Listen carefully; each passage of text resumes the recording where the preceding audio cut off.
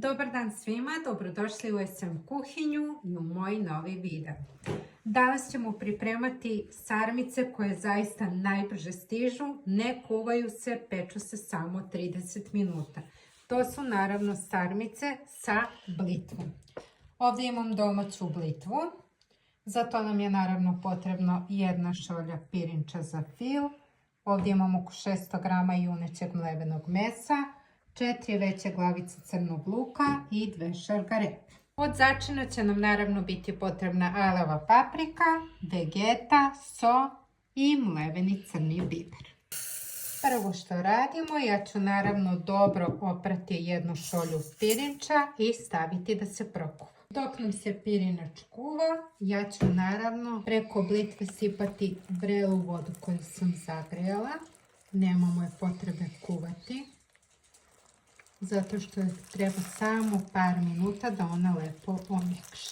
Sada ćemo pripremiti ono što nam je potrebno za fil. Prvo ću naseckati naravno crni luk. Kada nam se ovako pirinač fino prokuvao, sklanjamo ga na stranu. Stavljamo šerpu da nam se zagreja. Dok čekamo da nam se šerpa zagreja, da možemo da propržimo luk koji smo naseckali, ja ću naravno narendati i 2 šargarepe na ovom najsitnijem delu. Taman kad smo šargarepu narendali, ulja nam se zagrejala, tako da idemo prvo da propržimo crni luk. Sada ćemo dodati malo soli i luk ćemo dobro propržiti. Sada kad smo luk dobro udinstali i propržili, dodajemo meso. I sada ćemo njega dobro propržiti. Sada kada smo meso lepo propržili, dodajemo naravno 1 punu kašiku i još malo aleve paprike. I sada ćemo skloniti sa vatre. Sada kad smo propržili, ja sada dodajem šargarepu. Nikad ju ne pržim unutra, zato što mi je ovako ukusnije. Sada ćemo to promešati i zatim ćemo dodati začin. Sada ćemo od začina dodati i 1,5 kašičicu vegete. Zatim 1 punu kašičicu soli. Mleveni crni biber.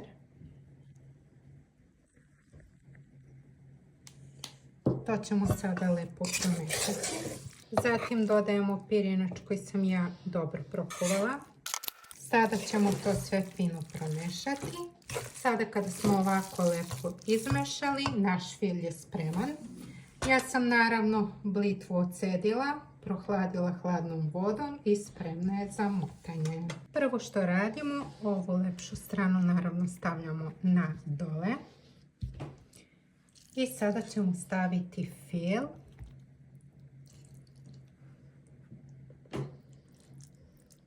Ovako je dovoljno.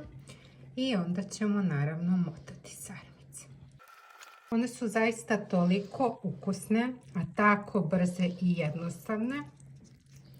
Znači zaista nam treba jako malo vremena, a imamo nešto zaista odlično za ručak. Tako ćemo sada naravno motati svaku narednu. Sada kad smo ovako sarmice lepo pripremili, dodat ćemo malo vode. To je dovoljno, znači malo više od pola šolje. I stavit ćemo foliju i stavljamo na 30 minuta u redu.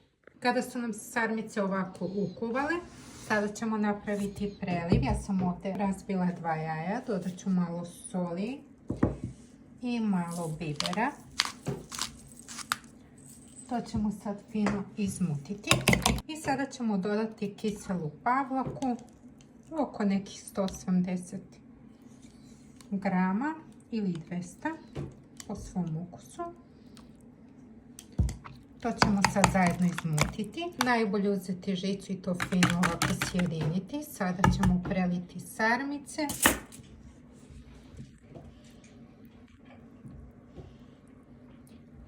I sada ćemo ih vratiti da se zapeču još nekih 5-6 minuta.